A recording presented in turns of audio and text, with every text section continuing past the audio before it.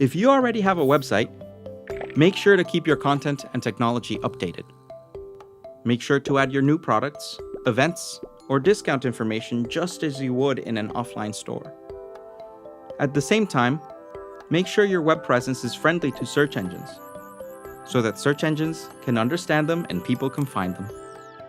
Take a look at our basic search visibility checklist to see some of the points we recommend you review on your website for better discoverability on Google Search. Check out the link in the video description below. If you don't have an online presence yet, why not create one? Take your first step to showcase your business online today. In the next episode, you will learn about how to measure a website's performance and the goals of having websites in the first place.